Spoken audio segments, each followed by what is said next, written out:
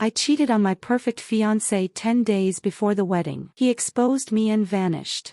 I'm writing this using a throwaway account because I don't want it linked to my regular account. I don't even know why I'm writing this here. Everyone will say it's rage bait and I'll get banned. I just did the worst thing I could possibly do and I just want to confess to everyone, but I can't. I know for sure that the most important relationship of my entire life will be ruined. My fiancé, Alex, fake name M, 32, and I, F, 28, have been together for 4 years and we're getting married on December 28th. We had our bachelor/bachelorette parties last weekend because everyone was in town for the holidays. That's why we're getting married on the 28th. Everyone will be here anyway for the holidays, so coming to the wedding won't be a big deal. Alex is everything I want in a man. He's kind. He's funny and charming. He's tall and handsome. He's helpful. He's a leader. He's successful at work with a great future. He's very thoughtful. Once, we were shopping and I glanced at a butterfly decoration in passing and later got it as a birthday present. He remembered that I liked it and went back and bought it for me and surprised me with it. Our intimate life is very satisfying for me and I think for him too. He's not perfect, of course, and we have our disagreements like any other couple, but we're great together. I feel safe and loved with him. When we started dating, the subject of our past partners came up. I haven't had many partners in the past, as all my relationships were long-term. I had 3 boyfriends before Alex. The previous one was Jake, fake name. Jake was gorgeous. He had a very magnetic personality and always dominated any room he entered. I felt so lucky when he chose me to be his girlfriend. We had a very intense physical connection in which I kind of lost myself. In all other ways, Jake was terrible. He cheated on me. He left me waiting on several occasions. He forgot important events like my birthday and my best friend's engagement party. I finally broke up with him. He didn't seem to care much about it though, which hurt. He just brushed me off when I said, enough is enough. The reason I mention this is because I told Alex about Jake. At first, he didn't connect the dots, but when I described Jake, he asked me if it was Jake, last name. I said, how do you know? And he told me that Jake had stolen his high school girlfriend when they were all freshmen in college. This really hurt Alex, as he thought he was going to marry that girl. Jake later broke up with her and she tried to get back with Alex, but Alex rejected her, saying she was disgusting. Alex was quiet around me for a few days after that, but thankfully he got over it. During my bachelorette party last weekend, one of my bridesmaids, Claire, fake name, invited a bunch of our old friend group to the Airbnb we were renting as a surprise. I thought they had all moved away, but they showed up and yes, you guessed it, Jake was there too. I was pretty drunk, but I can't say I didn't know what I was doing. Jake was still very handsome and only talked to me that night. He only flirted with me and no one else. He was charming and my inhibitions were low and we eventually went to a room and hooked up. The next morning, I was mortified. I told Jake it didn't mean anything and that he needed to leave and not contact me again. Jake told me that he changed and was a serious person and serious about me. I told him to go and please shut up and leave. He seemed sad, but he left. I made sure to make him swear to forget everything and he swore. I told Claire to keep quiet about it and not tell anyone about Jake. She was the only one who really knew about our past relationship, as she was part of the friend group. She agreed and said it wasn't a big deal and one last fling before marriage. I think she was the only one who saw us go back to the room, but I'm not sure. All I know is that Jake and I were the least drunk people there and we were pretty drunk. Meanwhile, this has been consuming me all the time. I can't sleep or eat. I'm afraid my wedding dress will be too big for me because I have this dread in the pit of my stomach and I throw up when I think about Jake and what I did, which is all the time since I think about it all the time. I need to confess to someone, so I guess a bunch of internet strangers is the easiest way to do it. I know I'm terrible and I know I screwed everything up. I can't lose Alex. Why didn't I think about him when I was there last Saturday? Why didn't I consider Alex? I'm such a darn idiot. He's the best thing that ever happened to me and Jake is the worst. Alex has started to notice my changed attitude. I lied to him, again, and told him I think I have the flu and that he should stay away for a few days. Meanwhile, I'm crying in my room and Alex is being his wonderful self as always and bringing me homemade chicken noodle soup that his mom made. I can't tell him, but I can't stand this. Does this pass with time? Feel free to put me down. I deserve it. It's not fake or rage bait. I honestly wish it were. I wish this was just a nightmare. Update. I wanted to update everyone who read my original post, even though it's humiliating and painful. The truth came out. Alex knows and the consequences were worse worse than I could have imagined. I have no one to blame but myself. On Thursday night, Alex didn't come home after work. I thought maybe he was staying late, but around 9 p.m., I got a text message from him. It was a photo of me and Jay kissing at my bachelorette party. No words, just the photo. I panicked and immediately texted Claire, asking if she told Alex. She replied that he deserved to know the truth. I don't think she did it to be malicious. Maybe she was feeling guilty too, but in that moment I was freaking out. I started blowing up Alex's phone with calls and text messages, begging him to talk to me. He left me on read. Then, I went on social media and saw that Alex had posted that our wedding was cancelled because the woman I thought I was going to marry turned out to be someone I didn't know. People started calling and texting me, asking what was going on. I didn't know what to say. I panicked and lied, telling them we had a big fight, but we were working it out. Meanwhile, Alex was responding to comments on his post, saying things like, "She knows what she did," and "There's nothing more to say." On Friday night, Jake showed up at my apartment. He said he was sorry, claimed he didn't know Alex was my fiancé, and tried to explain himself. I told him it didn't matter. What we did ruined the best thing in my life and I wanted Jake to leave. I told him to go away and not come back. He tried to stay, saying something about how we could work this out, but I slammed the door in his face. He gives me the creeps. Then, on Saturday morning, the hammer fell. Alex's older brother, Mark, showed up with two of Alex's groomsmen. They knocked, came in and started packing Alex's things, his clothes, his personal belongings, even some of the furniture that belonged to him. I tried to talk to them, begging them to tell me where Alex was or how I could contact him, but they just ignored me or told me they didn't know where he was, which was probably a lie. Mark kept repeating that there was nothing to talk about. When they finished, Mark told me that Alex wanted me to keep the engagement ring. He said Alex didn't want it back because it had no use to him and selling it wouldn't make up for what had happened. He also told me that Alex would send a check to cover my portion of the cancelled wedding costs and that his half of the rent was paid. I begged Mark to at least put Alex on the phone with me and that he deserved some kind of closure by yelling at me and I could at least apologize where he could hear my voice. He just said that Alex has all the closure he needs and to stop contacting him and just leave him alone, and I've already done enough. Mark used to be so kind to me, like an older brother. He was excited about the wedding, calling himself the future crazy uncle. Now he was cold and distant, talking as if I were a stranger. That's when it really hit me. Alex was gone and my life was gone too. I can't afford to stay in the apartment. Alex paid the rent and bills while I took care of groceries, cooking, and household chores. I don't earn enough as a personal trainer to cover everything on my own, and I let my certifications expire months ago because we planned for me to be a traditional housewife and mother after the wedding, which is something I really wanted. I started packing my things and I'm moving back in with my parents. I haven't told them the whole story yet, just that the wedding is off. They've been supportive, but I know the full conversation is coming and it's going to be excruciating. My friends are also avoiding me. Some unfollowed me on social media and Claire hasn't responded to any of my messages since she told Alex. I don't even know how to start rebuilding my life from this. I lost everything that mattered to me because of a selfish and stupid decision. Alex was my rock, my future, and the best thing that ever happened to me, and I threw it all away for nothing. I betrayed him in the worst possible way, and I'll have to live with that for the rest of my life. He won't even talk to me. It's driving me crazy not being able to at least apologize to him in person. To Michael, real name, I know you'll never see this. I'm sorry. I know my apology means nothing, but I'll regret what I did for the rest of my life. You deserved so much better and I failed you in every way that mattered. I know that when I'm old and gray, even if I find someone else, you'll always be in my heart. I love you to the moon and back, and I don't think I'll be able to love someone else the way I love you. There will always be a part of me that will always be yours. Now, I have to figure out how to pick up the pieces. My life as I knew it is over and I have no one to blame but myself. Stop messaging me. I'm not reading anyway. I lost everything. There's no way you can make me feel worse than I already feel. I'm barely holding on to the will to live here.